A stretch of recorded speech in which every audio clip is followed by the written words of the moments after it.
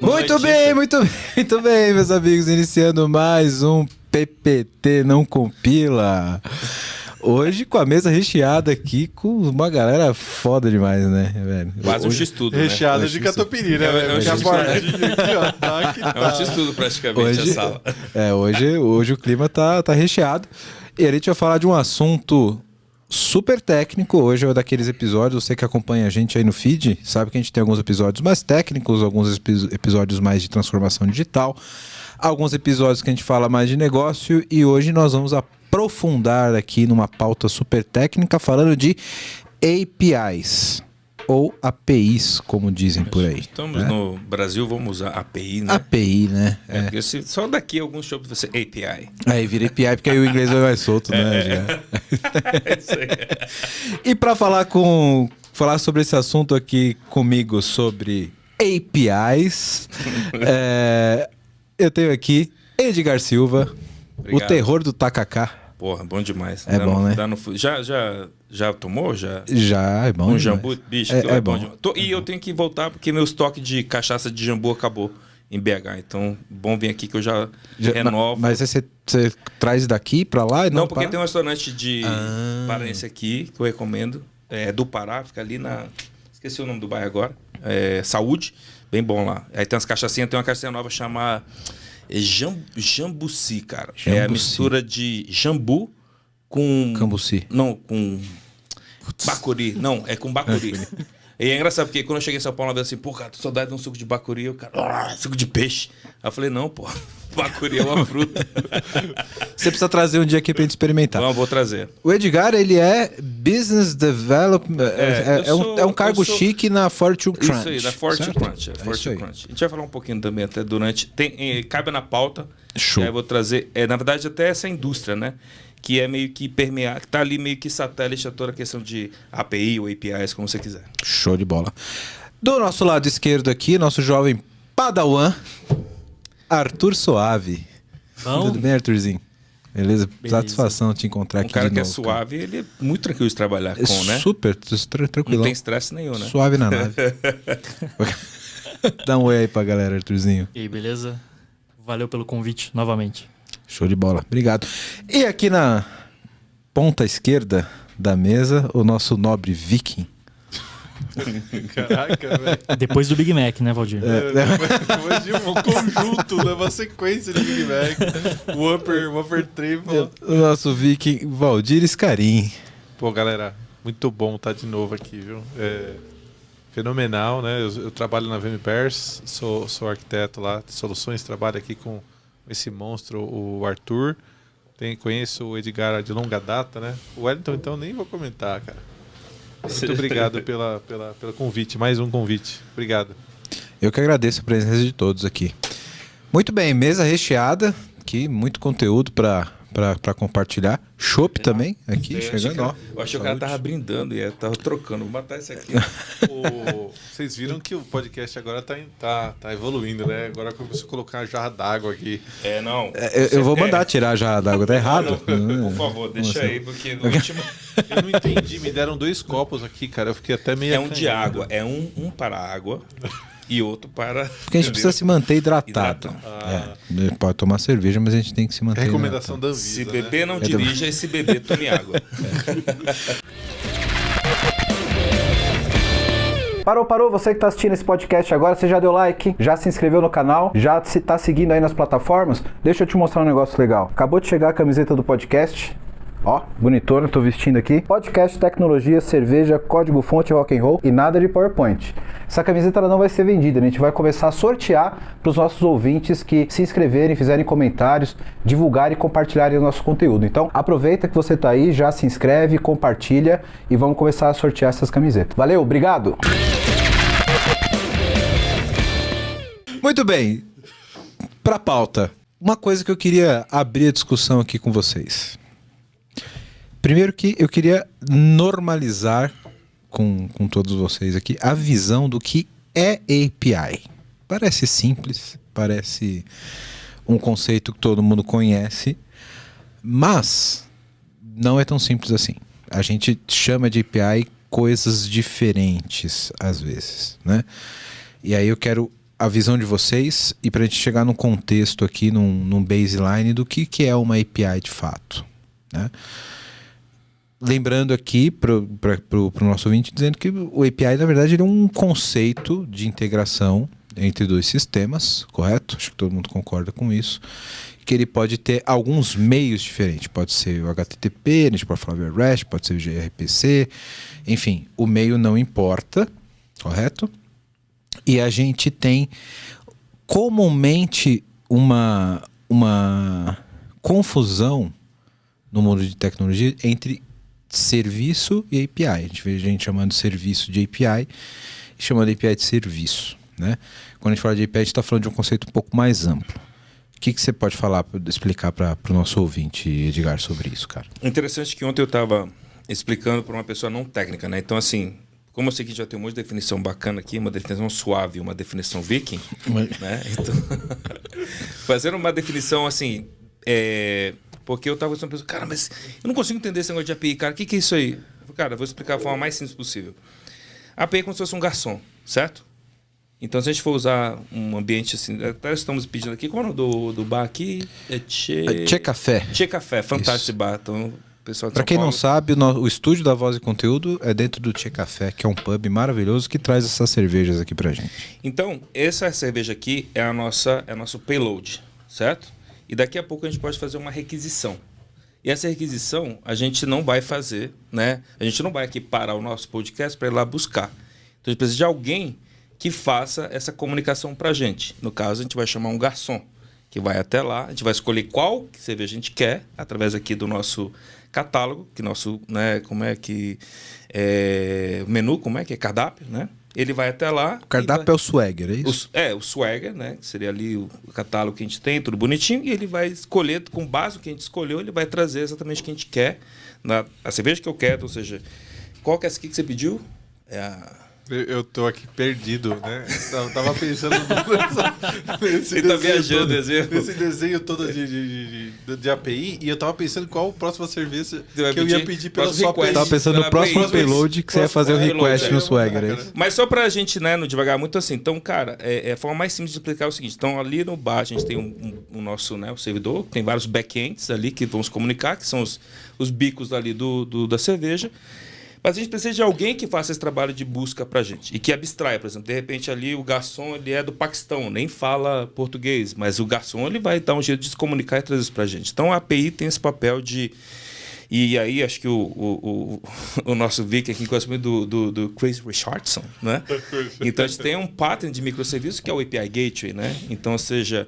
Então basicamente é isso, é você poder ter um mediador, né, que faz essa comunicação entre uma camada requisitante, a camada de serviço, propriamente dito, acho que aí cabe até a diferença. E aí existe esse papel. Acho que essa é a visão mais, vamos dizer assim, simples de entender, de uma forma definitiva, o que a API faz. É claro que agora, né, vamos ter uma aplicação suave, né, mais técnica, e como a gente vai debulhar isso aí para dentro agora. Vai longe, hein? Esse episódio. Esse aqui é 3 horas no mínimo. Se tirar as piadas é meia hora. Que fica, velho, é assim, o Edgar, ele produz tudo isso on demand, velho. On demand, né, cara? Muito foda, cara. Esse cara, ele realmente vende areia pra... É uma máquina de analogia, impressionante. Cara, o cara transforma numa ideia mesmo. É bom. É que eu já dei aula, cara. Dar aula é difícil, que eu assim, cara, como o cara fala assim, bicho, não entendi. Eu falei, e agora? Como é que você dá um exemplo do que o cara gosta, cerveja. Cara, Ele dá uma cerveja pra ele, não dá um exemplo da não, cerveja. lógico, entendeu? Essa é a ideia. Mas, Arthurzinho, vamos lá, Arthurzinho. O que você... Esse é um O que você tem a falar sobre essa diferença aí do conceito de API? Esse é um dos N sabores que APIs têm, né? As APIs têm, mas na real ela é só uma interface de comunicação ali, não necessariamente por rede, que é o que ele acabou de citar aqui. É que eu acho que hoje está muito forte no mercado, principalmente onde a gente trabalha, você trabalhar com APIs que se comunicam através de protocolo HTTP. Mas, por exemplo, o Valdir Javeiro sabe que o Java fornece muitas APIs para você trabalhar lá. E aí você não precisa saber o detalhe daquela implementação, você só precisa que a informação chegue até você de alguma forma. E aí é que essa interface entra em ação e te entrega aquela informação de uma forma consistente, né, cara? E que garanta que aquela informação sempre chegue a você. Hoje, o que está mais forte é o que a gente sabe, cara. Você expõe um Java com Spring Boot, RESTful lá com Express.js, qualquer porcaria assim. E é o que tá forte, é o que garante o emprego de muita gente aí. Hoje o padrão do mercado disso, é o REST, né? De fato. Mas vai muito além, né? Eu acho que eu queria abrir justamente com essa observação, que a API não é REST. Porque geralmente as pessoas ligam imediatamente a API ao REST. Mas eu fico com a observação do Suave. Porque, mano, o cara foi muito além. Ele foi no conceito, cara. Foi no conceito, né, cara? É isso. A API é isso aí. É um protocolo que a gente define entre um cliente e um consumidor e acabou. Então, é uma biblioteca? Beleza, tem a API ali, a API do Java. Ou você falou que eu conheço o Java, esse cara aqui, meu... Não, tava lá no 95, meu, 95. Não, lá. 97, bicho. Então, você pegou o que eu ia falar, Suave. Não, mas é interessante que você falou, que realmente, você falou do software, né? E até é interessante que quem já programou uma interface gráfica ali com Delphi, com C e tudo mais, lembra que você usava as APIs, né? Swing, né? O Swing, a gente episódio do microserviço, volta lá que tem uma piada do Swing. Mas, por exemplo, a questão, tinha até a API, tinha o SDI, né? Tinha GDI. Então, você tinha vários componentes ali que exatamente que ofereciam o quê? A abstração, né, simplória, que escondia alguma coisa muito complexa por trás. No C é o ponto H. Os headers. É que o ponto H no C ele era muito semelhante a você... Posso estar falando uma grande besteira aqui. Se alguém é especialista em C, deixa um comentário aqui, me corrija, por favor. Mas o ponto H ele era muito semelhante a você declarar uma interface no Java, por exemplo. Você declarar a dependência, né? Então vou depender dessa interface. No fim é isso, né? Quando você está falando de uma programação local ali, você cria uma interface onde você cria os contratos dos métodos e você abstrai o que está por trás. Muito pelo conceito de herança, de você poder abstrair uma interface com várias coisas por trás que não necessariamente você precisa entender o que está ali, né? Principalmente quando você tem vários objetos que vêm de uma mesma origem, que tem uma chamada comum, né? O ponto H no C era mais ou menos como isso, se eu me lembro bem. Mas eu acho que aí, né, eu acho é foda, né? Quando você eu acho que você quer pegar mas o ponto H era a interface, exatamente, né? De comunicação. Exatamente. O que esse cara tem de disponível? A lib do Java é a interface. O Javax, né? Ele é todo organizado por interfaces. Então... É que no fundo a gente está falando que o mesmo conceito que a gente tinha de interface da programação local, quando a gente fala de API, a gente está falando de uma forma remota. Sim. Pronto, mas né? é Remote Procedure Call, né? Então, assim, você tem isso lá quando você trabalha com COBOL, né? Não que eu seja velho, mas não, jamais. Mas desculpa aí, exato. Foi só para animar o episódio. Exato. Mas o fato isso é antigo pra cacete, cara. E a gente hoje tem o Spring Boot, né? Igual o Suave falou, né, bicho? Mas você tem o Spring Boot, você tem lá no Node.js também, todo mundo trabalhando com aplicações, com REST, né? Isso veio muito por conta do microserviço. Então, de novo, né, chamadinha lá pro episódio de microserviço. Então, por isso que hoje pra gente faz API lá, né? E o SOA também, né? O SOA também, ele trouxe isso. O SOA é o pai desse conceito, né? Sim. Enfim, uma coisa que eu percebo quando a gente fala sobre essa questão da programação distribuída, porque no fundo isso é programação distribuída, né? Acho que a coisa mais próxima disso que eu vi antes de fato isso estar mais disseminado, vi academicamente, não comercialmente, era o Java RMI, lembra disso? Onde você literalmente... Remote Method Invocation. Isso, você literalmente chamava um método declarado numa classe de um outro sistema. Então você tinha que conhecer a implementação daquele sistema para chamar aquele método. É que esses caras eram bem burocráticos, né? Porque nessa mesma linha tinha o COBA, tinha o MTS, tinha o Complus, e aí você tinha um monte de complexidade, tinha que gerar os stubs, tinha que gerar um monte de coisa. E aí, quando as APIs a gente fala, sei lá, desde aquele... Eu esqueci o nome do inglês lá, que é não sei o quê... Fugiu o nome do cara agora, que criou fez a tese lá de mestrado, doutorado, criou o conceito de RESTful. Qual é o nome desse cara? Esqueci o nome dele agora. Mas, assim, Roy Field, não sei se é Roy Field, mas, assim... O Campos. Que né? Campos? Roy Campos. Isso é uma piada, tá, pessoal? Pra quem não entendeu. Royfields? Royfields é Campos? uma piada. É que nem sempre o Valdir ele é tão engraçado, mas ele tenta fazer as piadas. Mas eu vou lembrar e a gente coloca aí Quem lembrou, comenta aí.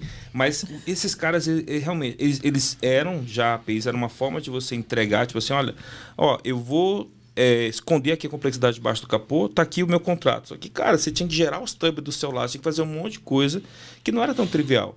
E aí esses caras, esse conceito de API que a gente vê hoje, pelo menos assim, a semântica é muito mais simples de consumir. Então não espera-se que uma API ela vai entregar uma facilidade que o cara que está ali entregando, ele tem essa visão de Lego. Cara, eu tenho esse cara, compondo com esse cara, eu vou ter um resultado simples, entendeu? E isso tem que ser muito fácil de consumir. Sim, e isso, quando a gente leva isso para cima de um protocolo como HTTP com RESTful, você esconde outras complexidades, como a linguagem que você está utilizando e etc. Acho que o principal conceito que a gente melhorou com o RESTful, que o SOA já era um pouco isso, né? No SOA a gente tinha uma abstração já de linguagem, etc. É que, porra, XML é verboso pra caralho. Você tinha que fazer download de 2 MB para pegar um payload, né? Simplificado daquilo. Então, o REST junto com o JSON e etc. facilitou muito a vida e deixou os processos muito mais eficientes, né? Bom, você que tá vendo esse podcast da hora, tá vendo um monte de problema aqui que a gente tá colocando, né? E quer uma ajuda aí na sua empresa, faz o seguinte, entra no site aqui da VMBears que a gente pode te ajudar, vmbears.io. Nós somos uma empresa relacionada à arquitetura de soluções, a modernizações de aplicações, também atuamos na frente de DevOps, para ajudar vocês a serem extremamente ágeis. Então, dá uma olhada no nosso site, que vai estar aqui embaixo, vmbears.io, e lá você vai poder ver um pouquinho da nossa história, dos nossos profissionais. E aproveitando, se você for um profissional da área de tecnologia, que está afim de trabalhar numa empresa legal, um monte de colega, gente boa e tecnologia de ponta, manda um e-mail para peoplecare@vmbears.io. Aí já. Agora eu quero meu show, velho.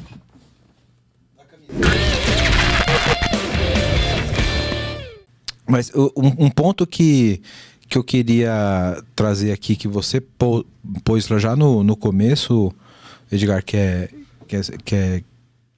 um pouco místico hoje quando a gente fala de fato sobre o desenvolvimento de APIs, essa questão do API Gateway em si. Que hoje, a galera que começa a desenvolver nesse mundo de API, ela tem uma visão muito engessada arquiteturalmente de que você tem os serviços e você tem o API Gateway. E geralmente o API Gateway ele é uma aplicação ou uma plataforma, que você tem coisas assim ready-made no mercado hoje, plataformas de API Gateway, etc., como APG, Sensidia e etc. E que arquiteturalmente deixa isso um pouco mais amplo, mais escalável, digamos assim, mas essa galera não tem tanto o conceito de que, na verdade, o API Gateway ele é um pattern, e ele poderia ser um Spring Boot, se eu quisesse. Sim. Um Spring Boot chamado Zoo, né?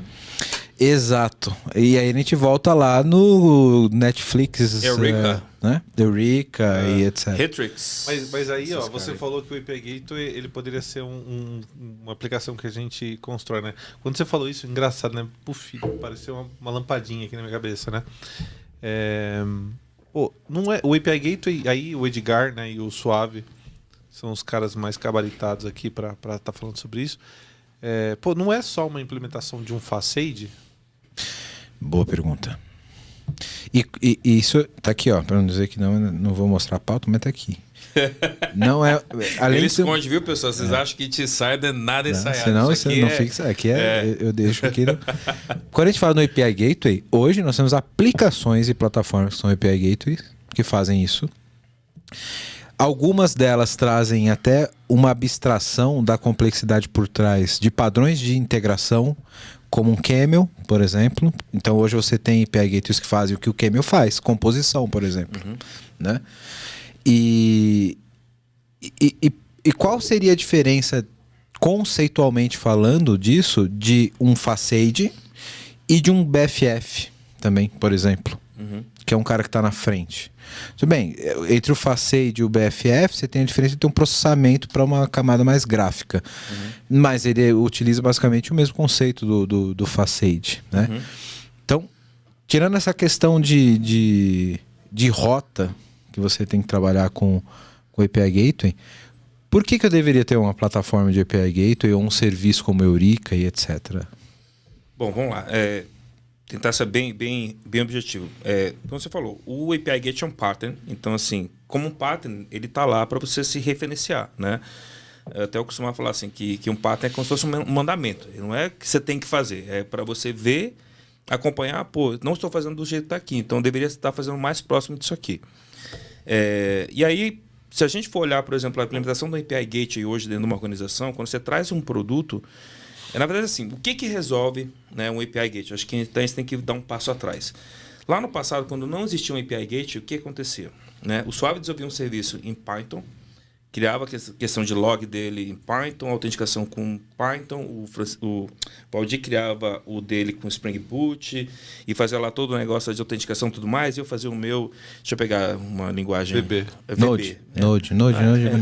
Pode dar moda, eu tô encantado com o Node, eu tô no momento. Node é legal, Node é legal. Com Node, e aí eu também fazia autenticação, log e tudo mais e tal. No final das contas, a gente ia ter três recursos repetidos, certo? Que eu não conseguia aproveitar nada do log dele, nem ele de mim. Então, ou seja, meio que a gente estava começando ali, nesse movimento que teve ali do desenvolvimento poliglota, só que cada meio que squad, ou cada time meio que criando seus fields, isso começou a ficar complicado. E aí veio o pattern, assim, pô, então vamos fazer o seguinte, ó. Você microserviço, você faz o seu quadrado, você fica no seu quadrado, você tem que no seu quadrado, você fica no seu quadrado, a gente vai criar um cara aqui que ele vai implementar e a gente vai na orientação objeto, que é o Cut Constraints, né? Que é toda essa questão de orientação a objetos. Assim, cara, eu vou colocar um cara aqui que você não vai se preocupar mais com log, porque tem um cara que vai fazer log para você. Autenticação, você não precisa mais se preocupar, que tem um cara aqui que faz para você. Então, o API Gateway ele acaba trazendo alguns recursos que são satélites que todo serviço precisaria ter que criar por si, e ele acaba trazendo aquilo ali a reboque dentro da solução. E aí tem uma vasta, né, assim, quantidade de APIs gateways para utilizar, cada um ao seu gosto, cada um tem o seu pró e contra. Mas, assim, eu acredito que ele é um componente fundamental para aplicações da natureza que a gente tem hoje em dia. Porque quando você fala em aplicação, single page application, com React, com Angular, agora com bots, né, os canais de IoT e tudo mais, não tem como esses caras conhecerem todos os edges que eles têm que conversar. Então, o API Gateway ele vai acabar se mantendo como sendo um componente importante dessa arquitetura, porque ele é o cara centralizador, como o Suave disse anteriormente, assim, de ele abstrair, ele fazer essas chamadas e esconder toda essa complexidade desses canais consumidores. Acho que esse é o motivo e a grande motivação de manter os APIs Gateways aí no mercado. Esse é um ponto interessante que você trouxe, justamente do detalhamento desse pattern, né? Então, eu tenho características que eu deveria adotar nos meus serviços, caso eu não tivesse o padrão do API Gateway. Eu vou concentrá-lo num serviço único. Por exemplo, posso citar de maneira prática que é a autenticação, por exemplo, né? A distribuição de tokens bearer, por exemplo. Né? Isso fica numa camada superior do API Gateway que vai tratar, de fato, uma confiabilidade de quem está fazendo essa chamada e distribuir para o teu back-end, para o cara que está por trás, né? Isso acabou gerando uma demanda de aplicações que fazem isso, ou plataformas que fazem isso, né? E como que a gente trata isso de uma forma... Como que eu posso trazer aqui essa pergunta para ficar claro, para abrir para vocês? Como que a gente consegue tratar isso mantendo o padrão das boas práticas? Porque quando você traz questões como, por exemplo, desenvolvimento em API Gateways hoje, você acaba encontrando uns monstrinhos por aí. Né? Você pode encontrar o seu novo monolito pela frente. Isso. Dentro do API Gateway, né? Dentro do API Isso. Gateway. Porque a partir do momento que você começa a ter uma flexibilização maior do que você pode fazer dentro dessa plataforma, desse API Gateway, cara, eu já vi gente colocando regra de negócio que intercepta o request, faz faz um malabares ali Pode né? fazer composição dentro do API Gateway? Esse é um ponto interessante. No passado, quando a gente falava de SOA, essa era a estratégia, né? Você tem um monte de back-end, que na maioria das vezes eram monolitos, né? E aí você vai fazer os monolitos se conversarem? Não, você faz isso lá no Camada de composição. Eu posso dar um exemplo claro de uma coisa que eu não tenho opinião clara sobre isso. Eu vou até vou abrir para a gente discutir aqui. Imagina que eu tenho alguns squads. Eu tenho um squad que trata o teu dado cadastral como cliente. E aí eu tenho um serviço que, através do teu CPF, me retorna teu nome e seu endereço. Certo? O Suave, ele trabalha num outro squad, onde ele vai me dar os pedidos que eu fiz, que aquele cliente com aquele CPF fez. Beleza? Então ele tem lá um endpoint, onde eu passo o CPF, ele vai me dar os últimos pedidos.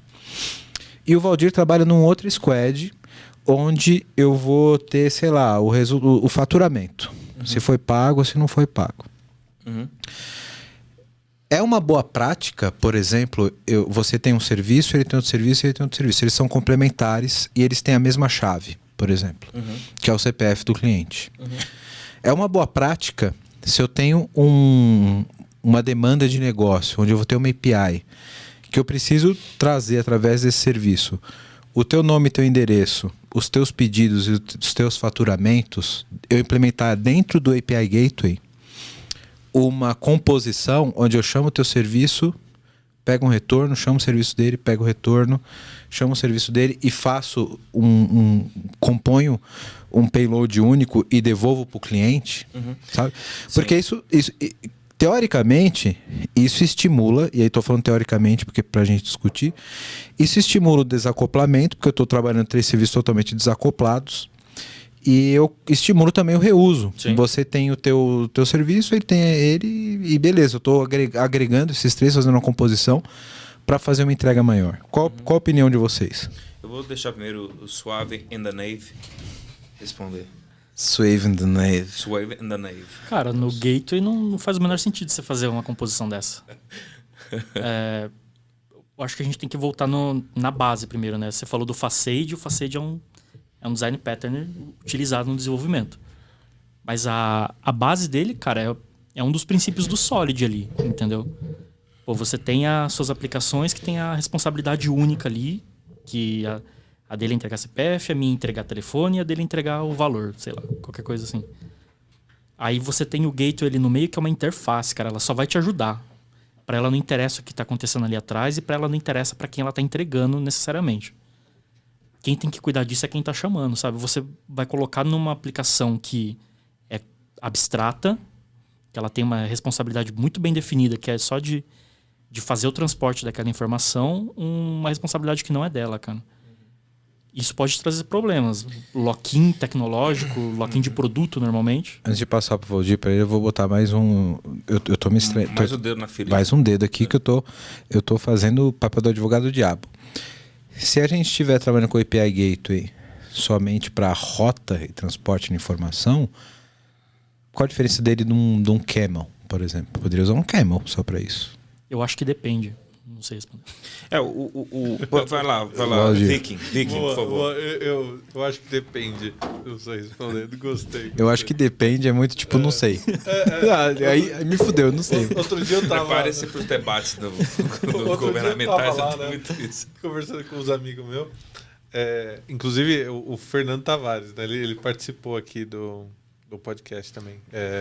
Quem quiser... Abraço, Fernandão.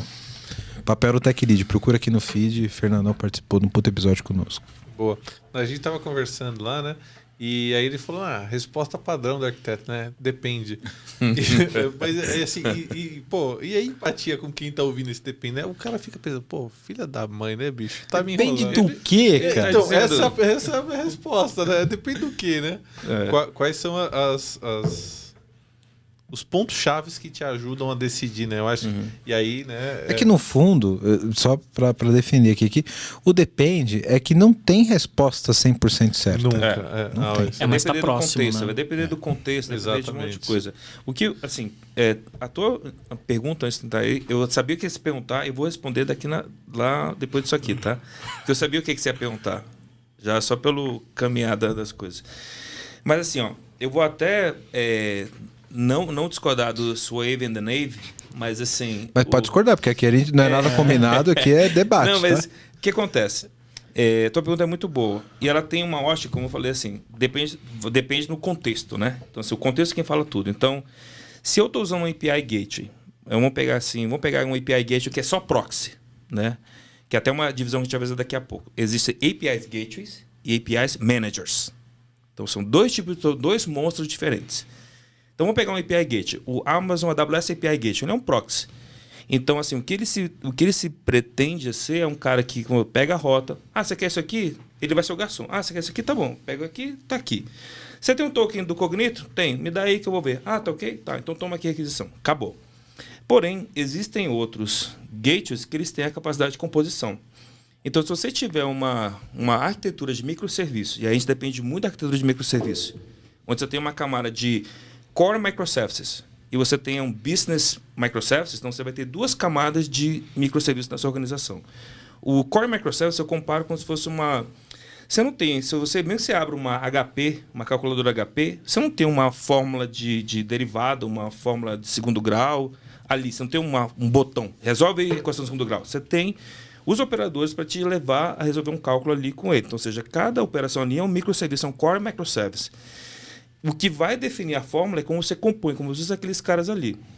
Então, só para a gente concluir. Então, se você tiver um gateway que te permita fazer esse tipo de coisa, te permita manter essa, vamos dizer assim, essa idempotência, essa questão de eu não ter uma compatibilidade ou retrocompatibilidade, uma dependência tipo que cíclica que vai me gerar problema no futuro, onde eu consiga ter essa camada aqui de business microservice no meu gateway, pode ser um negócio bacana. Por exemplo, tem um API Gateway, por exemplo, que chama o KrakenG, que não é muito popular.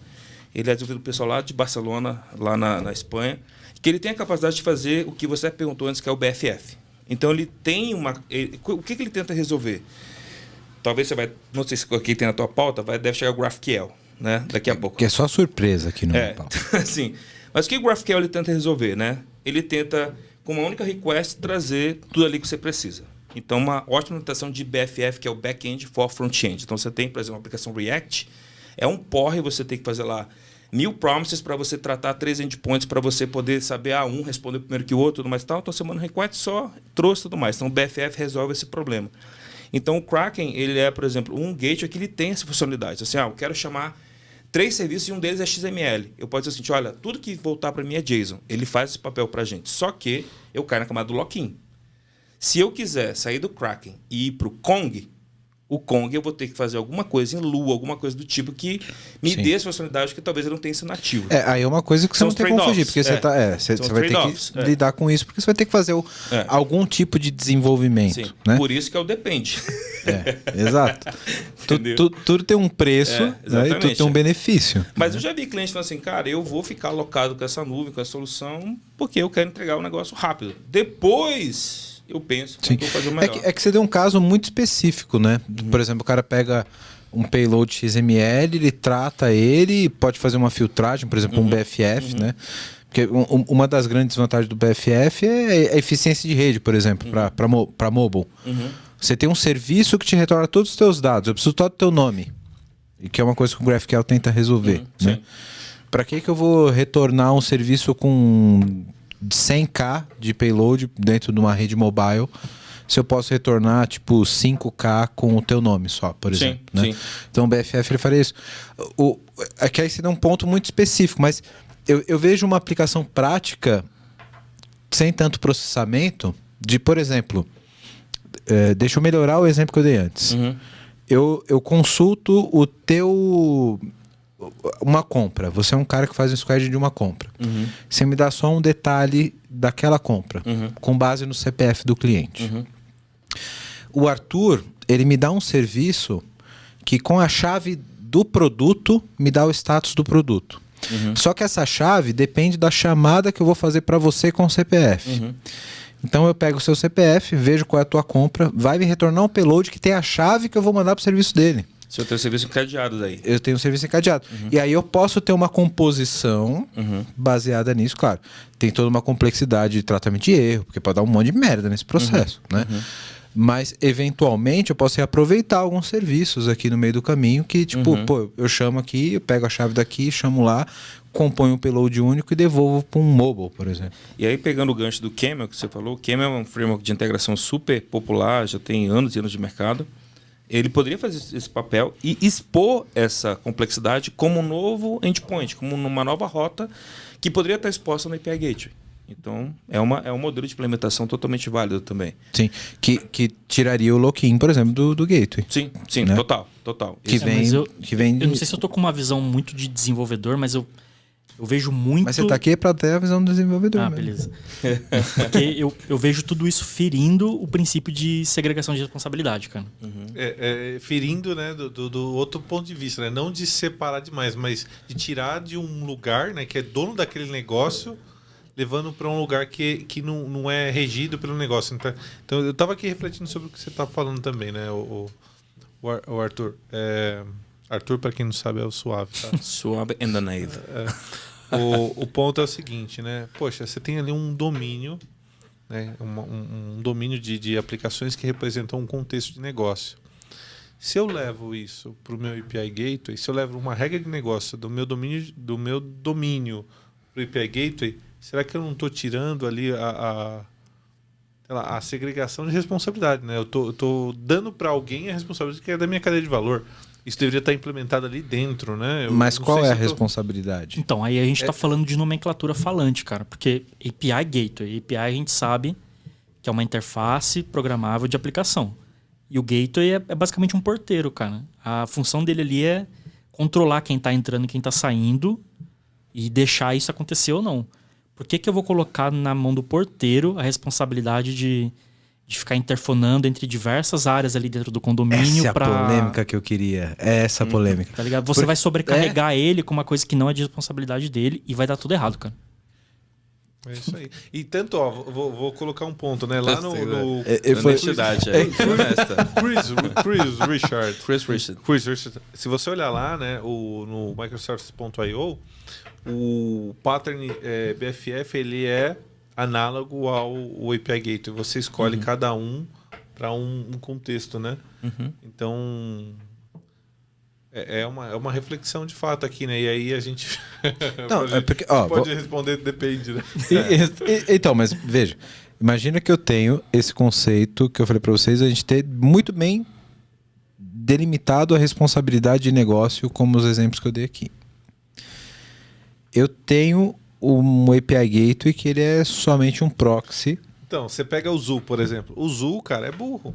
O Zoo, o objetivo dele é ser só um proxy ali, né? É o Dokken Pipes. Mas aí se a gente fizesse isso... Tem o Dokken Pipes. Não conheço. Dokken Pipes. Tem um cara que usa nomenclatura de burro nesse negócio aí. O Zoo, a parada dele é a seguinte, ele quer colocar ali controle de tráfego, né? Sei lá, segurança... monetização, não sei. Monetização eu vi muito no da Red Hat lá. Você já pediu patrocínio da Red Hat? Ainda não, mas depois dessa dica eu vou mandar um e-mail. Muito legal da Red Hat. Mas, e eles são API Gateways mais focados ali na função que o Suave falou, né? E que eu não discordo, que é o padrão, é o pattern, é o que o pattern diz. O que você falou é um Smart Endpoints and Dump Pipes. Tem exatamente isso. É um dos princípios de microserviço. Que é o que o Zoo faz. Né? Que é o burro mesmo, entendeu? Não burro no mau sentido, mas no assim... sentido, a ignorância. É ignorância. Não precisa saber isso aqui, entendeu? Exatamente, porque aí remete ao que o Suave colocou, né, brilhantemente. A segregação de responsabilidades, né? Então a responsabilidade do proxy ali é controle de borda, cara. Pode acessar? Não pode. Então vaza. Tá acessando mais do que deveria? Vaza. Tá seguro? Tá? O payload tá ok? Não tá ok. Então vaza. É o controle de borda. Agora, tem ferramentas mais robustas, né? Aí você tem aí... A gente via isso muito nos USBs, né? Do Soul aqui, aí era composição para tudo que é lado. E aí esses caras acabaram se modernizando e talvez virando... Aí alguns APIs, os API Management, é isso que você está... Alguns sim, alguns foram nessa linha. Vamos fazer um cenário aqui. Ó. Se a gente não estivesse falando de plataformas, de grandes ferramentas como eram SOA, que são os API Gateways, API Management, como nós temos hoje, como que eu acho que seria um cenário ótimo para esse cenário que a gente está dizendo aqui? Eu deveria ter, de fato, um API Gateway burro na frente, um router, né? E aí, talvez eu deveria ter de forma intermediária ali, um cara com a responsabilidade que o Arthur falou, né? Que é o cara que vai ser um... E aí pode ser um camel. Sim. Né? Seriam as fachadas com os comandos. Isso, exato, perfeito. Tem uma camada de fachada, tem uma camada de comando e tem uma camada de DAO, que vai me trazer o dado. Exatamente. Né? Isso estaria perfeitamente aderente com os conceitos de software. Sim. Quando a gente fala de plataforma, eu acho que algumas plataformas elas avançam essas camadas e elas podem chegar até o comando. Né? Quando a gente fala de plataformas como APD, hoje, cara, APD é um monstro. Você pode fazer um software se você quiser na APD, né? Deveria? Não sei. Cai naquele ponto, né, que o Suave comentou, que, de novo, é a questão da entrega, né? Então, assim, cara, preciso de algo que é para ontem. Cara, na prática, a gente sabe como que é no dia a dia, né? Você lá nas suas reuniões, né? Cara, eu preciso para ontem, eu tenho que entregar. Cara, qual que é a forma mais rápida? É a melhor?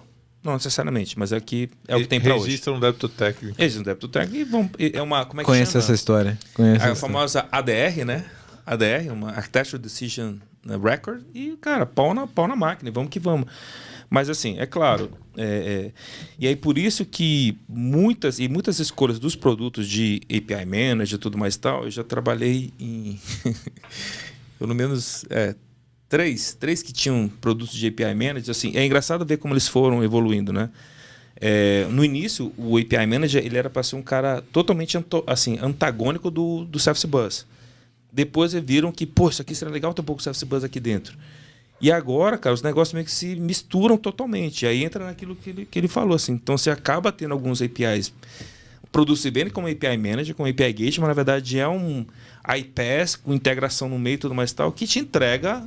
Assim, te entrega o resultado, mas também está te locando cada vez mais, entendeu? Tá te absorvendo ali e você começa a vender tua alma. Tem que ter esse cuidado. Aí, de novo, existem organizações que acham isso bom, outras acham isso ruim, você tem que mitigar isso da melhor maneira. Quero falar com você agora que ainda não conhece a Clever. Clever é uma empresa que já tem mais de 3 milhões de usuários em 30 países com 30 idiomas diferentes, que tem trazido soluções em blockchain, criptomoedas e ativos digitais. O objetivo da Clever é te dar liberdade financeira para operar nesse mercado de cripto. Então, se você acredita nisso, se você acredita nessa liberdade, você já pensa como a Clever, vai conhecer os caras, é clever.io. Estão contratando também pessoal para trabalhar com cripto, com blockchain. Então, se você tem interesse, se você tem conhecimento nessa área, procura a Clever. Se você gosta de criptomoedas, se você opera no mercado, você precisa conhecer a Clever, precisa conhecer as soluções da Clever. Então, o endereço está aqui embaixo no vídeo. Para quem não está no YouTube, é clever.io. Vai lá, vai conhecer, que realmente é um mercado sensacional.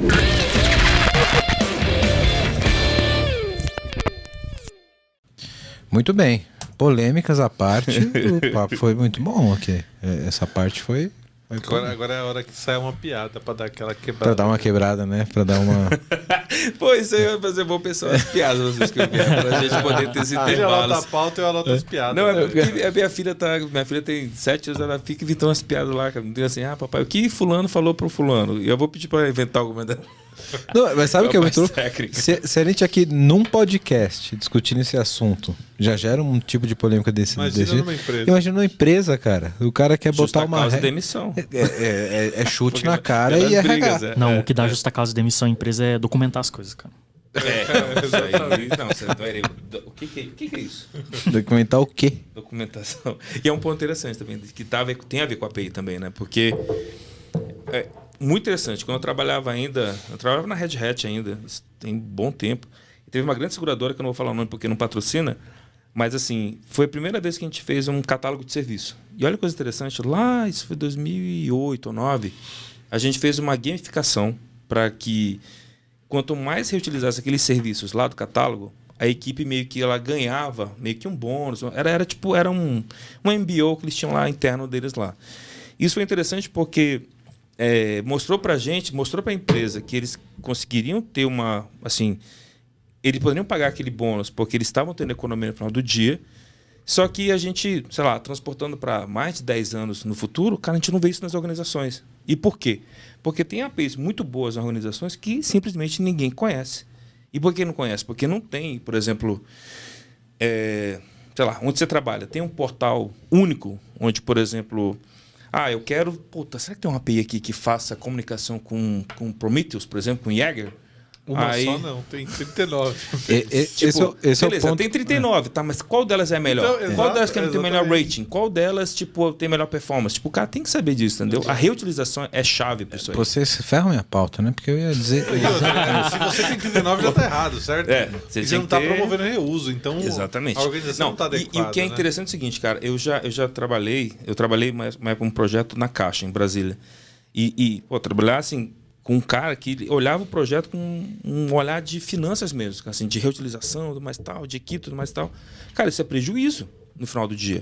O CIO, né, que muitas vezes responde para um CFO, fala assim, cara, por que esse cara gasta tanto, entendeu?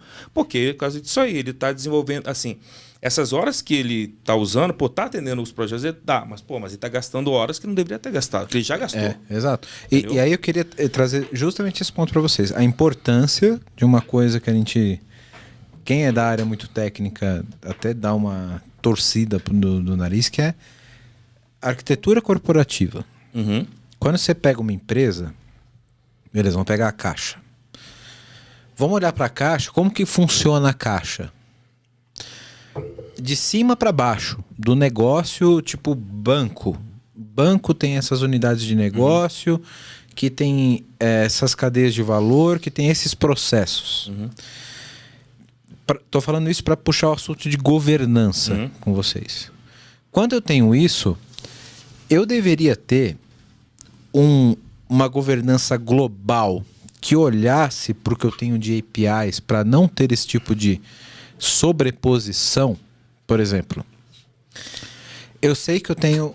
O meu negócio é esse.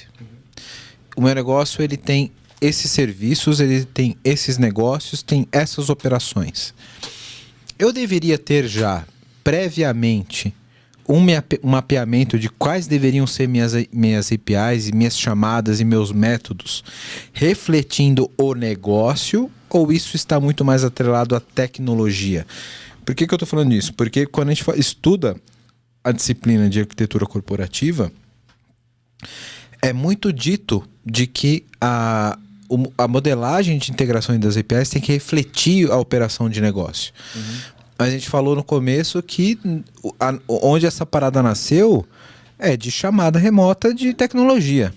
Onde é que é esse meio termo? E onde que eu reduzo esse desperdício que você disse? Porque eu posso estar fazendo um método aqui numa API que me retorna o teu nome, endereço e os pedidos, e o cara está fazendo outro ali que não retorna só os pedidos, sabe? Eu tenho uma zona de desperdício nisso. Dependendo do tamanho da empresa, é difícil pra caralho governar isso. Total. Né? Qual que é a tua visão, Edgar, sobre isso? Cara, seu ponto foi muito interessante, assim, e ele reflete, acho que 95% do mercado. E qual que é a minha visão disso aí? Minha opinião é a seguinte: a arquitetura corporativa ela está num nível muito high level, mas no dia a dia, peões como a gente, como o Suave and the Navy e eu, a gente assim, cara... Nós aqui, todos aqui nessa sala. Arquitetura corporativa legal, PPT legal, PPT não compila, né? Então, assim, cara... Tá, mas esse cara aqui não entende como é o chão de fábrica, cara. Ele não entende como que é meu dia a dia. E o que acontece muitas vezes é que essas duas forças não se unem, né? Então, o que a gente deveria entregar, e até uma das coisas que eu tento fazer isso até na empresa que eu trabalho hoje em dia, assim, é empoderar o desenvolvedor a ele, de forma automática, cumprir com as diretrizes que a arquitetura corporativa ela imprime, ela exige. Isso é possível, de algumas maneiras. Inclusive, é isso que uma interface faz. Exatamente. Ela te obriga a implementar alguma coisa, que é o que uma API faz. Então, se você... Brilhante. Se a sua diretriz... Você é um menino prodígio, já te falei isso? São seus olhos. E assim, o que é interessante... Então, estão surgindo... Então, essa é uma dor, tipo, de todo mundo, né? Todo mundo está passando por um cenário desse parecido. E aí, por exemplo, a gente acaba a gente acaba caindo um pouco e olha como... Por isso que a coisa de tecnologia é interessante, aquelas coisas tudo se repete. Isso lembra um pouco... Lembra lá no passado quando tinha um cara chamado RUP, né? O Unified Process, o ML e tudo mais. Tal. O que acontecia na prática? Cara, você tinha um diagrama UML que era X e o código era Y. Eles não se encontravam. Então, o que a gente tenta recomendar algumas empresas fazerem? Cara, tentar, por exemplo, fazer toda a questão de documentação como código, né? Então, por exemplo, hoje em dia isso é possível. Por exemplo, é como você falou, adianta eu ter uma ferramenta de governança de API que sei lá, o Valdir é o cara que implementa a API. Então, ele que sabe que ela funciona muito bem. Eu sou o API designer. Lá no meu time, então eu vou cadastrar se a API funciona. Cara, mas eu nem sei, não foi o que criei a API. Eu acho que ela funciona assim, mas eu nem sei.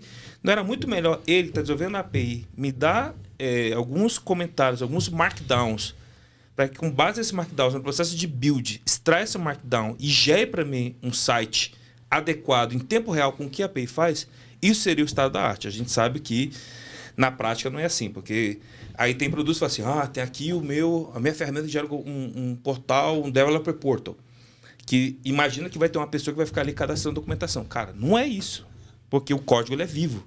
E se o código ele é vivo, a API ela é viva. O contrato assim... o contrato não muda, beleza. Mas eu posso implementar aquilo de uma forma diferente. Eu tenho um contrato aqui que nessa versão ele tem 10 métodos, 10 operações. Tá? Uma nova versão, vou ter 15. E aí eu vou ter que refletir isso de alguma maneira. Então, como é que eu vou atualizar a documentação disso aqui no Developer Portal com documentação do que eu tenho em código? Então, eu poderia empoderar isso tudo nascendo do desenvolvedor. Mas, vou colocar um ponto aqui, né? Eu cheguei aqui no meio parei para fazer um pit stop, né? Mas você estava falando aí, Edgar, e o API First? Onde é que a gente enfia? Então, é aí que vem toda essa questão de empoderamento, né? Então, o API First, ou seja, tudo que vem first, beleza, como é que a gente estrutura? Só que... First. Onde vem o API, beleza, e o first? First. Cara, e aí uma coisa interessante, e eu vou falar para vocês, já falei isso na Forte Crunch, onde eu trabalho, eu falei assim, cara, a gente falhou, e aí eu adoro quando eu falo isso, porque eu tenho a chance de usar essa palavra que eu acho super bonita, miserably, né? Miseravelmente, em levar a API First. Porque todo mundo faz o API Last, que é o quê?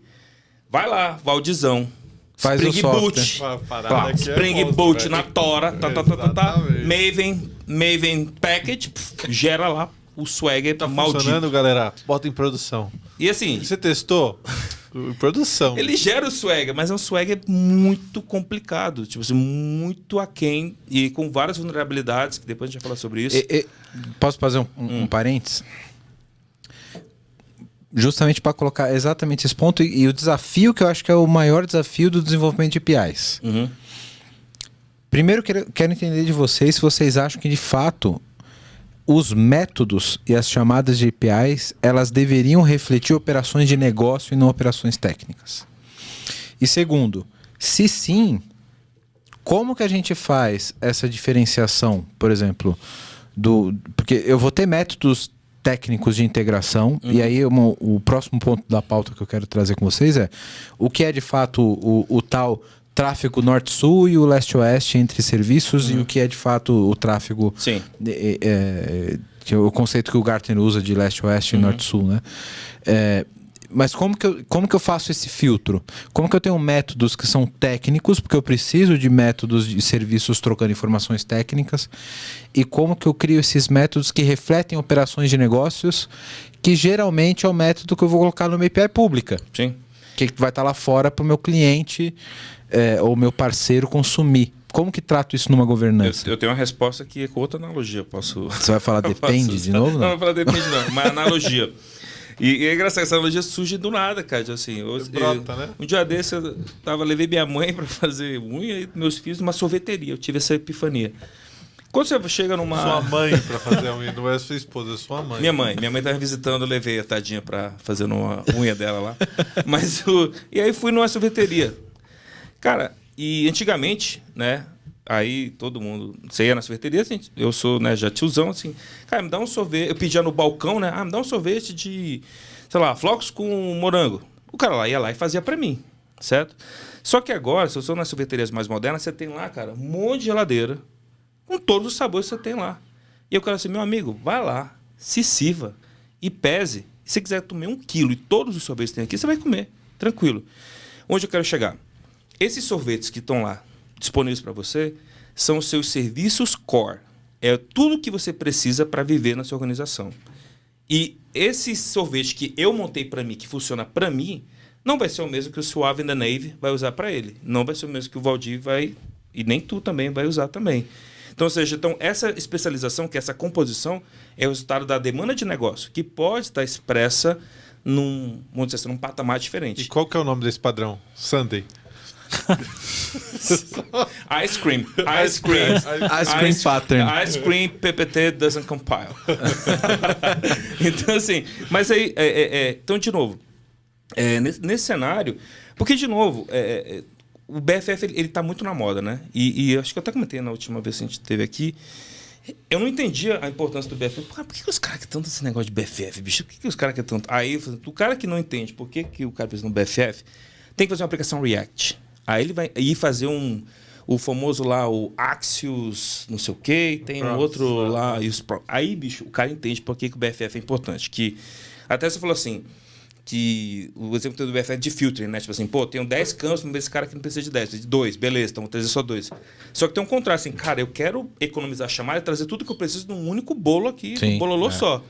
E aí onde esse cara, tipo, ele vai... Então, assim, vão ter cenários que você vai ter uma API pro iPhone, uma API pro Android, uma API pro bot, sei lá de quem, porque isso é para atender aquela questão do negócio. Só que esse cara, ele, por debaixo das entranhas dele, tem um monte de serviço ali que é de infraestrutura, que é de base.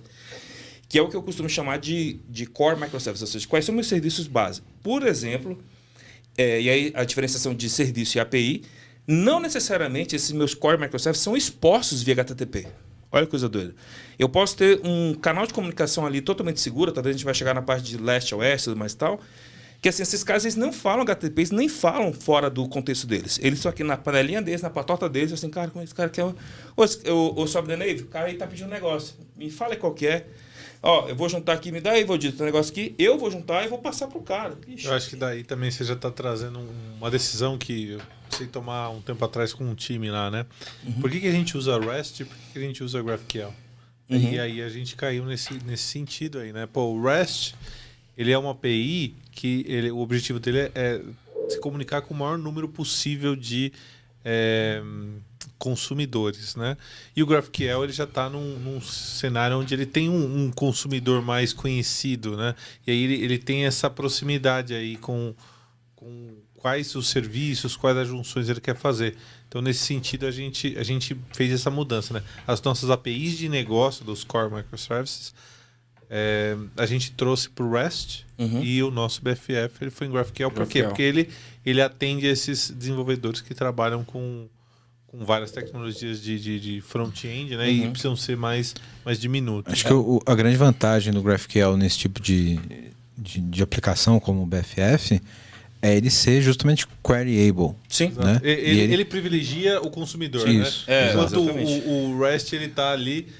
acho que o principal é ele não ter o request e o response estático como o REST é. Então ele consegue responder dinamicamente a um request que também é dinâmico. E olha que coisa interessante. Aí, olha como o mercado adora briga, né? Adora, tipo, sempre tem que estar uma briguinha com o outro, né? Cara, eu posso ter uma requisição GraphQL debaixo do API Gateway. Porque eu preciso tratar throttling, eu consigo tratar rate limit, autenticação, autorização. O cara não vai chegar. Monetização, o cara não vai chegar no meu GraphQL, nas minhas mutations. Tipo, ó, tá aqui a mutation, tipo, libera aí. Cara, porque se liberar a mutation para um consumidor, a minha coisa é assim, cara, eu te dou a senha do meu banco de dados, tá? E dou acesso a todas as minhas tabelas, faz o que você quiser. Já era. Não é tão simples, entendeu? Então, a gente vê que realmente tem essa divisão entre os dois casos, que é bem legal, bem observado esse GraphQL. E aí, na visão de vocês, você acha que uma boa distribuição... Porque eu gostei muito do ponto que você falou, Edgar, dos core service, né? Seria uma boa prática, eu estou divagando no começo estava todo mundo portuguesando as coisas, agora já... porque já tomamos o três chopp, né? Na minha frente hoje pra caramba, olha aqui, ó. Tô comportadíssimo. O assessor de marketing do Edgar falou, assessor de imagem, né? Tipo, assessor de imagem. Na próxima você tá babando... Minha esposa mandou assim, ó, por favor, vai, mas maneira um pouco aí. Vocês acham que é uma boa prática, por exemplo, eu ter serviços mais hard, mais estáticos, respondendo minhas operações de negócio? Por exemplo, vou voltar no exemplo que eu dei antes de compras aqui. Eu tenho um serviço que eu recebo um request de um pedido de compra e dou um payload da compra confirmada ou não. E ele me representa claramente uma operação de negócio. E eu tenho um outro serviço que é claramente uma operação de negócio, por exemplo, um cadastro de um novo cliente, que eu dou um request da informação do novo cliente e tem um response que dele cadastrado ou não. Faz sentido ter uma camada com esses serviços que são core, que representam de fato operações de negócio. E esses caras vão ter acima deles outros serviços que são especializados por canais com o BFF. Posso ter outros serviços Camel que podem fazer, por exemplo, composição entre eles. E aí, falando isso em organização de companhia, eu posso ter times que estão de fato trabalhando naquele valor daquele serviço que trata especificamente de compra, trata especificamente de cadastro. E aí eu tenho outras pessoas assim que trata isso de uma forma especial por canal, como você falou. Eu faço um BFF que consome aquele serviço daquela operação, que tem um time estável, mas ele faz um processamento para mandar para o iPhone, por exemplo. Ele trata a informação de uma forma diferente para o Android. Ou ele tem um API Gateway que trata isso de uma forma especial para um request de um Client ID, por exemplo. Na visão de vocês, faz sentido essa segregação por camadas, por exemplo?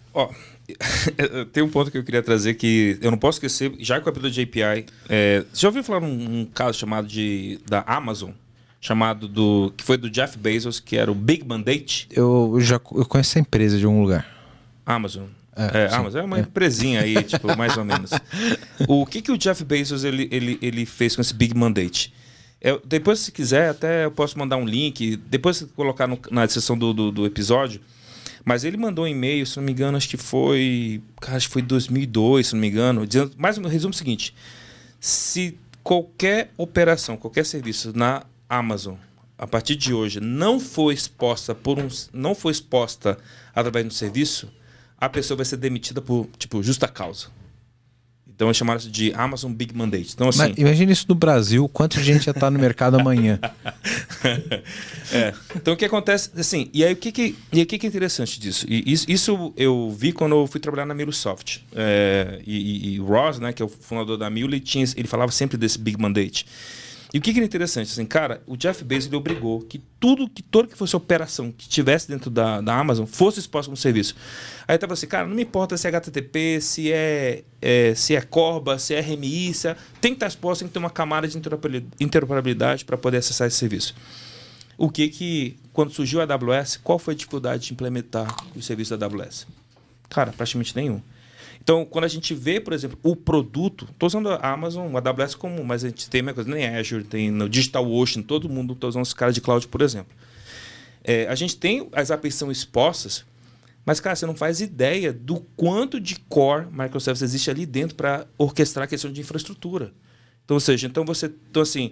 E isso não... Por que você, que é um cliente meu, tem que saber como eu opero por dentro?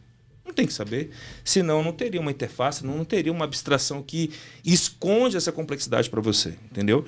Então, por isso assim, que eu defendo muito esse modelo de ter uma camada de core, como eu falo sempre, a calculadora com os botões. E, meu amigo, o que você quiser fazer para cima em termos de operação, cabe ao cara de negócio. E aí você pode dizer assim, puxa, por exemplo, se você pegar, se eu comecei com um grande banco, tem no Rio de Janeiro e tem em São Paulo, tem todos, né? Mas assim, os caras têm, só na equipe do cara, 200 desenvolvedores. 200 desenvolvedores geram, sei lá, não sei quantas mil APIs por dia. Imagina se esses caras não governarem bem essas APIs. Imagina aquilo que eu falei. Todo mundo, tipo assim, antes de eu criar um core microservice, esse cara existe? Pô, já existe, então eu vou reutilizar. Esse cara aqui que eu estou fazendo esse negócio, eu preciso criá-lo from scratch, ou eu posso fazer a composição no Camel e expor para o meu gateway. Então, são decisões que você tem que ter no dia a dia, e eu acho que vale a pena ter essa aproximação entre arquitetura corporativa, mas também toda a equipe de desenvolvimento. Tem um negócio, tem uma promessa de um negócio bem interessante que eu recomendo. Não sei se já ouviu falar no API Clarity. Já ouviu falar no API Clarity? Não. É um projeto originalmente criado pela Cisco e que talvez ele consiga aproximar essa questão de arquitetura corporativa, governança, segurança, do mais tal, que eles enxergaram o seguinte, que através dos roteadores, através da escuta do tráfego HTTP, que é gerar ali gRPC, protobuffer, que seja, que você acumule aqui, em vez de você gerar só log, você consiga gerar inteligência do seguinte, puta, eu tenho uma API aqui que o El está acessando, puta, um recurso aqui que é parecido com o que o Suave and the Nave está acessando. Pô, cara. Cara, se você já conseguir pegar call request, o response daquilo e, sei lá, gerar uma documentação automática disso... E já está fazendo isso aí. Cara, isso seria maravilhoso. Não, a gente já tem isso. É o que a gente está trabalhando, entendeu? Por quê? De novo. E aí é o que eu te falo. A gente está acostumado... informar significa informação automática. Só que o que a gente menos tem na nossa área é informação automática. Você também deu aula, né, na Microlinks lá, deu? Cara, não, na Data Control, bicho. Caramba, Data Control, velho. Data Control, patrocinador do São Paulo. Qual foi o episódio que saiu agora do Luiz Caldas? Isso que eu dei aula também. Você deu aula, você que deu aula, né? Pra quem quiser saber da piada aqui, volta lá. Volta lá no último episódio lá. Qual que é o título? O título é Trabalho com TI, o que poderia dar errado? Bom, mas é muito legal. Não, mas Data Control, pô, a saudade da Data Control. Pergunta pra ele se ele sabe o que é Data Control ali, o menininho ali. Né? Nunca viu. Nunca viu. Eu nem sei do que você tá falando, cara. Não sabe o que é Data Control? Cara, já patrocinou São Paulo, já patrocinou Vasco. Era a maior empresa, escola que tinha. Ensinava as pessoas a mexer com Windows, Word, Excel. Isso que eu fui Dev Cobol, viu? Ah, é? Vixe. Né, mas era grande Data Control, né? Mas assim, esse cara aqui, ele tem essa sacada de novo, empoderar o desenvolvimento.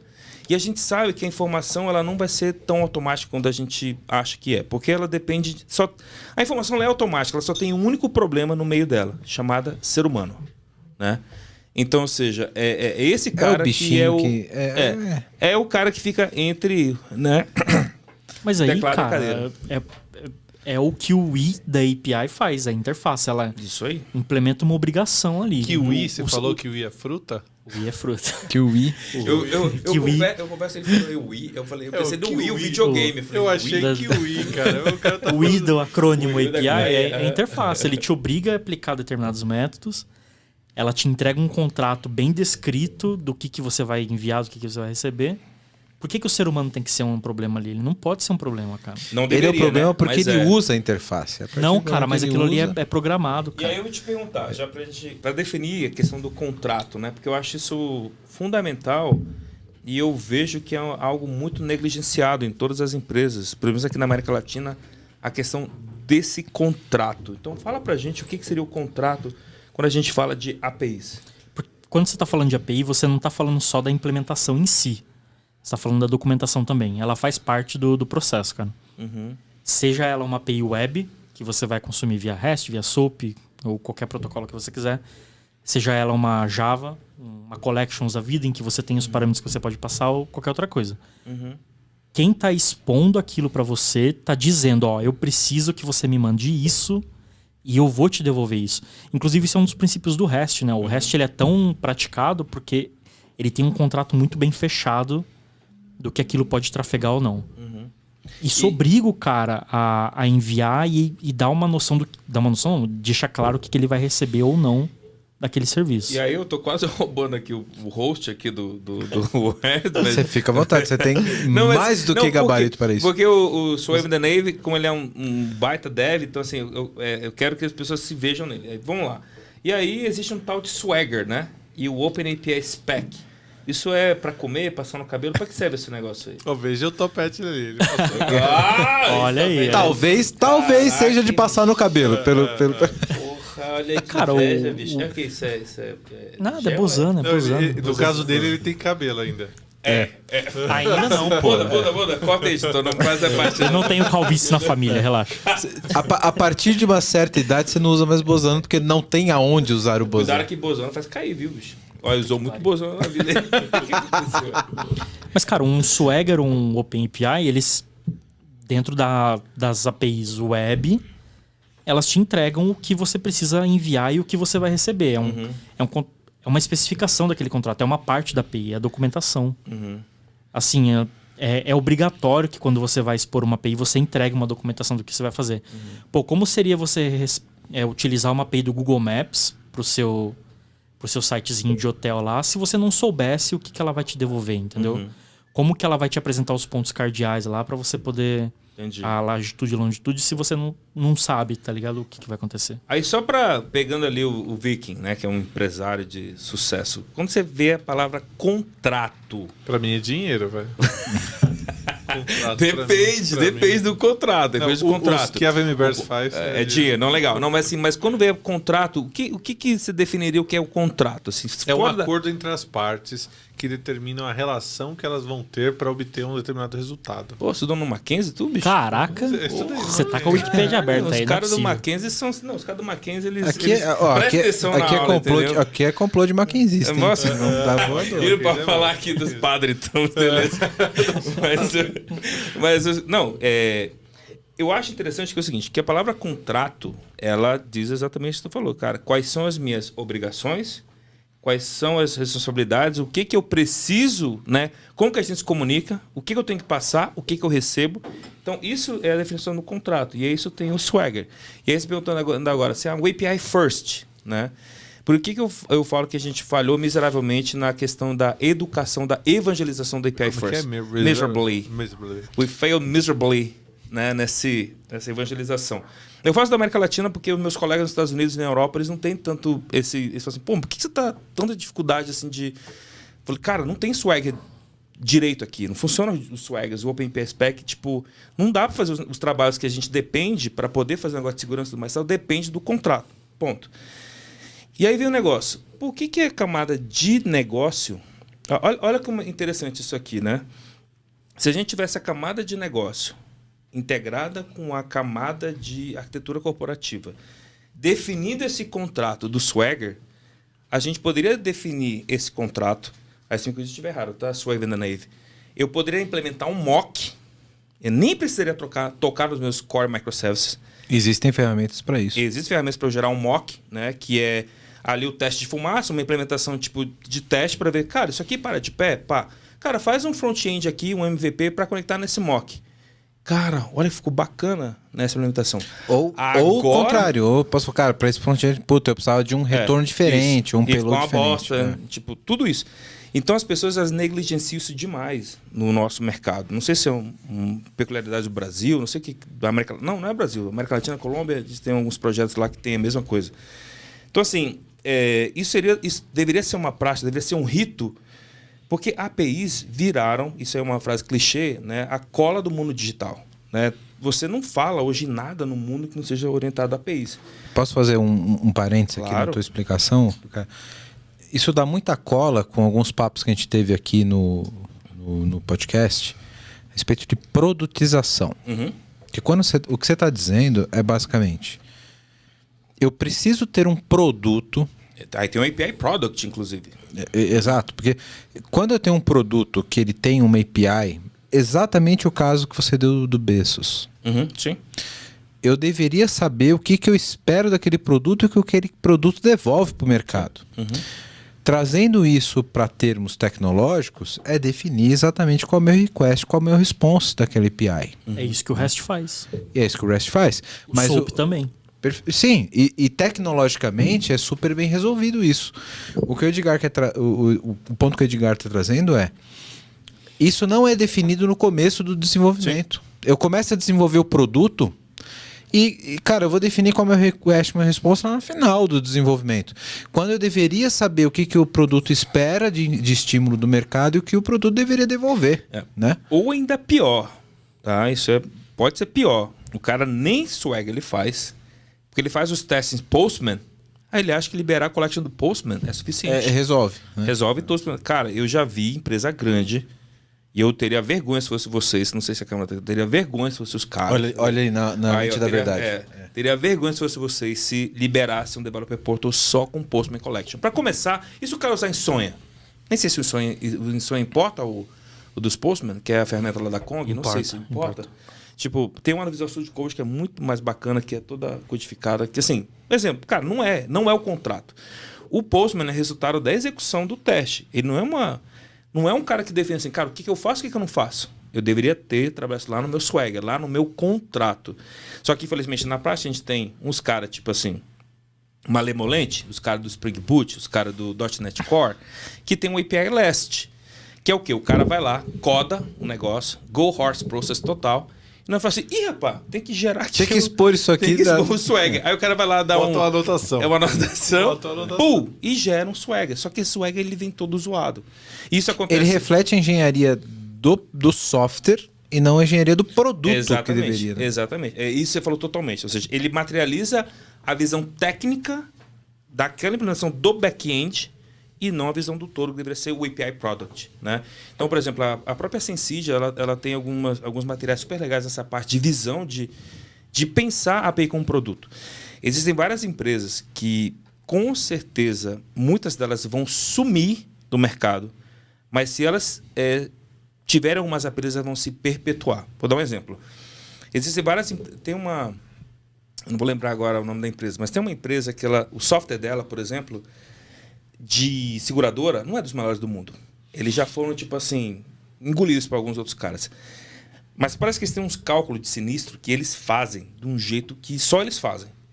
E eles estão perdendo a oportunidade de repente, expor essa inteligência deles via uma API, porque aí ninguém vai saber como que aquilo é implementado, né? Tipo assim, under the hood. Tipo assim, cara, como é que esse cara faz? Eu tenho o meu segredo industrial protegido. E se o cara passar para mim o payload, eu devolvo para ele o resultado que ele quer. Então, olhar para as APIs como produto, eu acho que é um estágio que a gente vai chegar daqui a pouquinho. Eu acho que vai ser bem bacana levar isso para o mercado. Eu acho que isso vai muito a reboque desse conceito de produtização do próprio mercado, né? Uhum. Porque acho que, E aí o PO tem que saber das APIs? sem dúvida nenhuma, acho que o PO ele tem que saber o que é uma API para ele fazer essa definição que o Edgar falou. Porque é um mercado, né? É o mercado. O que eu espero de estímulo e o que eu vou devolver. Você quer um exemplo claro disso aí, cara? Twilio. O que o Twilio fez que as telcos não fizeram? Cara, esse é um exemplo que a gente tinha que usar com Bíblia. Cara, toda telco que se preze manda SMS desde que eu comprei o primeiro celular. E por que precisou de uma empresa que não tinha nada a ver com telecom criar uma API que o produto deles era envio de SMS? E bombou. E bombou, é uma empresa que tem capital aberto hoje em dia. Então, ou seja, essas sacadas que a gente agora vai ver no Open Banking, vai ver no Open Insurance, no Open Health. Então, ou seja, você vai ter... eu tenho um grande amigo, a gente trabalhou junto na Bola, o Cantec, a gente trabalha no Google. E esse cara era muito doido, ele era tipo, um cara assim fora da curva, assim, tipo, para conversar com ele assim, tinha que usar algumas coisas assim, tipo, entorpecentes para acompanhar o resto. Tipo o que a gente faz aqui com a cerveja. Quase né? isso. Mas assim, às vezes a gente conversar assim, pô, cara, seria muito legal se a gente tivesse somente uma interface, e a interface fosse na internet, buscasse a implementação dinâmica, fizesse o bind dinâmico, isso em 2002, mais ou menos.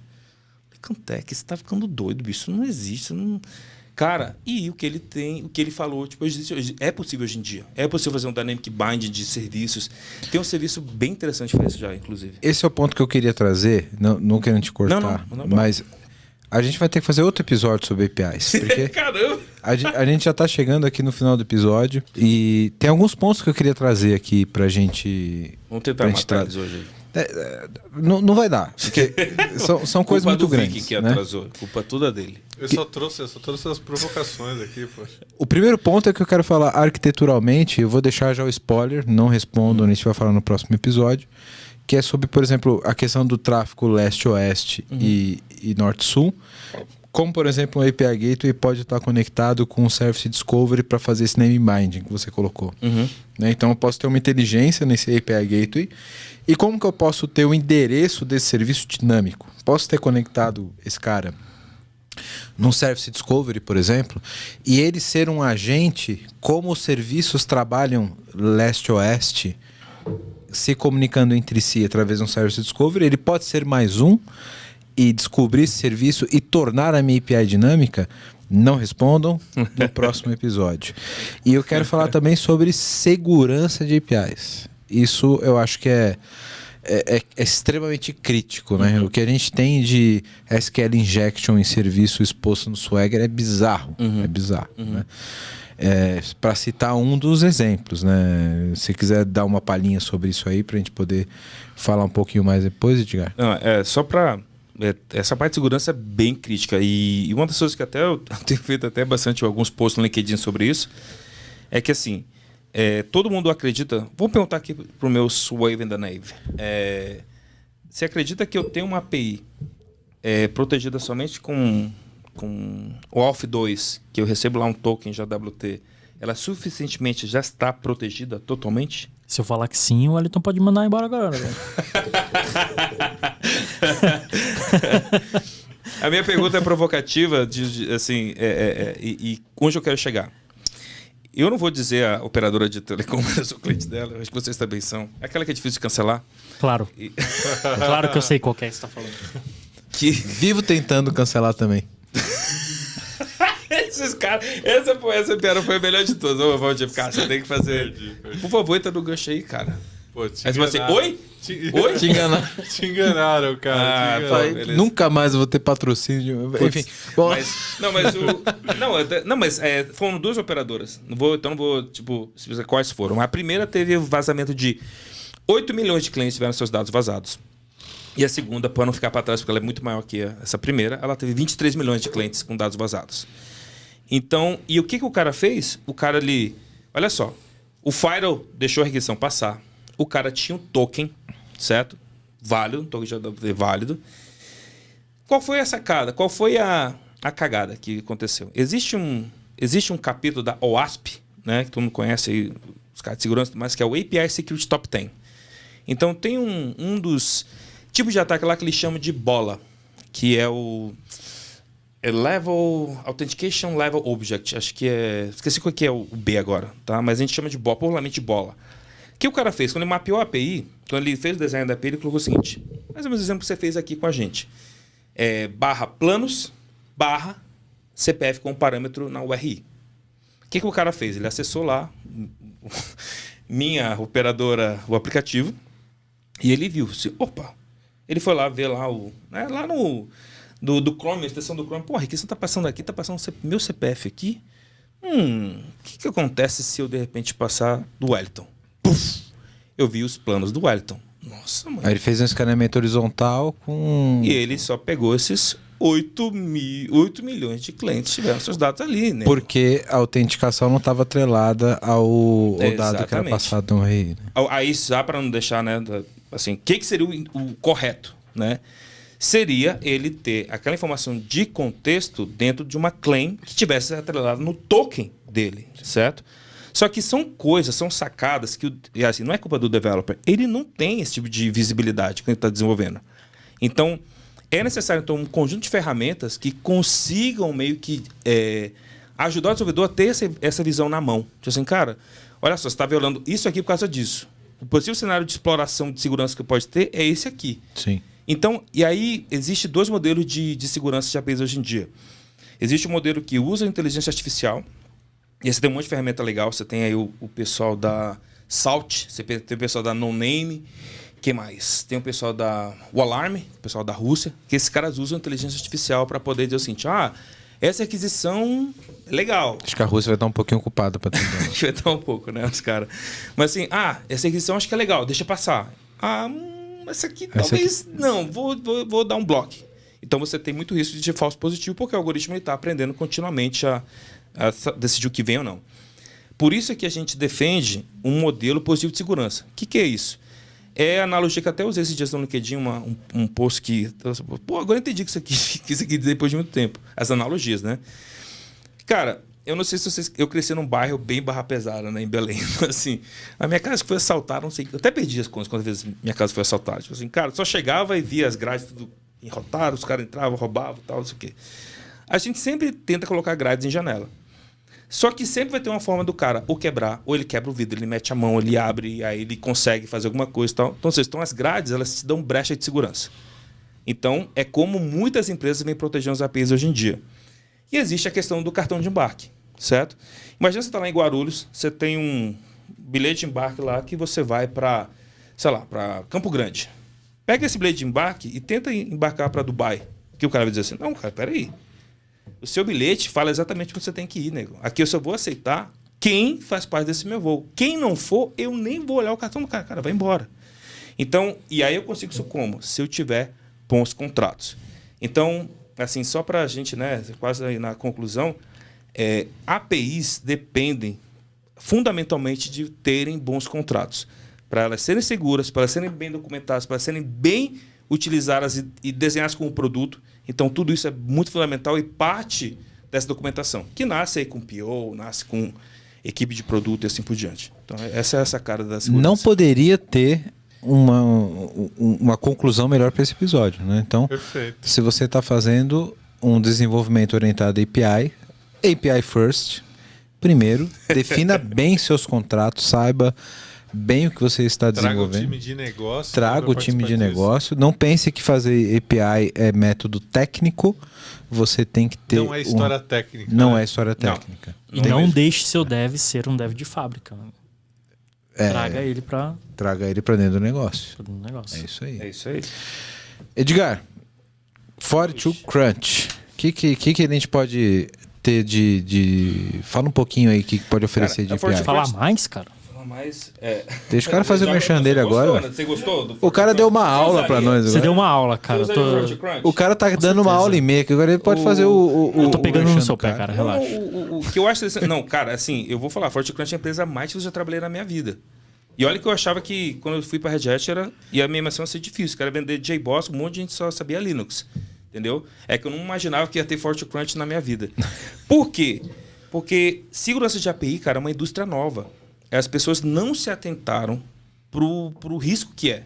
Aí eu vou só dar um exemplo. Esses dias um amigo meu, ligaram para ele 2 da manhã, tipo assim, um cara desses milionários, tipo o Valdir, entendeu? Falou assim, ó, seu Valdir Scarim, tal, seu Valdir Scarim, você mora no endereço tal, você é filho da mãe dele, filho do pai, irmão, não sei o que, não sei o que. O cara tinha todos os dados. Então, sou da segurança nível 8 do Banco X, a sua conta foi invadida, então você tem que ligar para o URA agora, e aí o atendente vai te atender, não dê sua senha para o atendente, o atendente vai liberar lá o canal para você digitar sua senha, você vai trocar sua senha para você aí poder manter sua conta segura. Cara, 2 da manhã o cara... Imagina o Valdir, tipo, 18 milhões em saldo disponível para saque, né? Tipo, pô, 18 milhões, o que eu faço? O cara foi lá, cara, tipo, foi lá e trouxe o quê? Pô, vou trocar minha senha. Aí o atendente, não sei o quê. Vamos colocar aqui, você vai ver um toque, e a URA é perfeita, né? Você vai ouvir um toque, e aí você entra com essa senha. Entra com a senha nova. Aí entra com a senha nova. Não teve nenhuma interação, né? E o cara, puto, ok. Que scan lindo. Que scan maravilhoso. De onde que esses dados estão vindo? Entendeu? Você sabe quantas violações a gente teve do Pix até o momento? Que o banco revelou, acho que tem 500 mil até o momento. Já teve de chaves vazadas, por exemplo.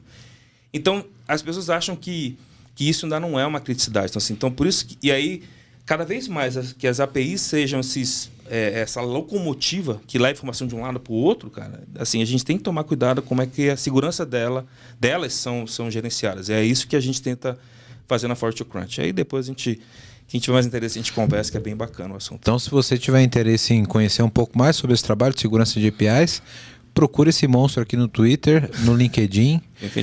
Onde manda o currículo? Cara, pior que a gente tá contratando mesmo, cara. Só que cuidado, porque senão o teu gestor pode me bater, cara. O cara é forte. Bate não. Mas a gente tá até contratando, é sério. Assim, cara, mas é uma indústria... É muito legal porque, assim, cara, não é... é como vender, é como comercializar e falar de Service Bus em 98. Eu vou exercitar meu inglês? A lot. Inglês com sotaque do Pará. Não, Muito bem. Não, eu sou francês também. Tem um monte de francês, tem russo, tem tudo. Então, ó, se quiser conhecer um pouco mais aí sobre segurança de API, procura nosso monstro aqui. E 42crunch. 42crunch.com. Muito bom, cara. Que aula, hein, velho? Vai ter Obrigado. parte 2? Vai ter parte 2, sem Que dúvida. vocês querem polêmica, vocês querem falar de issues, vocês querem comparar o issue com o LinkedIn, vocês querem saber quero falar. Eu me interesso muito sobre essa questão do Service Discovery ligado ao API Gateway. essa questão do tráfego norte-sul, leste-oeste. Isso é Eu quero interessante. falar da questão de conectividade. Ô, Valdir, só Deixa eu teve o falar Web no API aqui. Na próxima a gente traz Java. Aí você não fica triste, tá bom? Não, mas a API pode ser feita com Spring Boot. Spring Boot é Java, né? Não. Java puro. Java Puro, não, Valdir. Java raiz. Java raiz. Ó, JDK ali, você já fez uma API usando só Java.net? Só o package Java.net, mais nada? monstro. Aí é monstro, entendeu? Aí é legal. Não sei pra que alguém faria isso, mas tudo bem. Hoje em dia também não. Aí, esse cara a gente Cara, não contrataria. Não, eu já peguei um caso desse, depois eu conto. Não, mas em aí off. você pegou lá em 1997. Não, cara, um dia desse. Um SOAP que. Um WSDL que não conseguia gerar o client. Puta Tem que aquela fazer. merda, velho.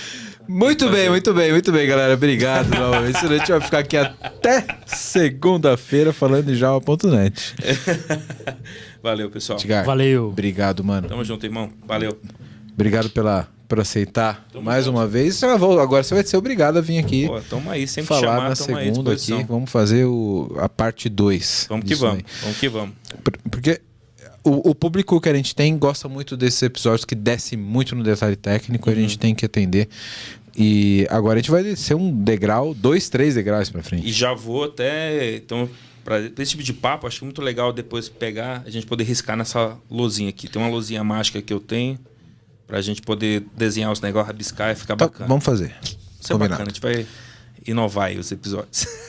Arthurito, obrigado, cara. O Valeu. Arthurito é um personagem muito legal. Arthurito.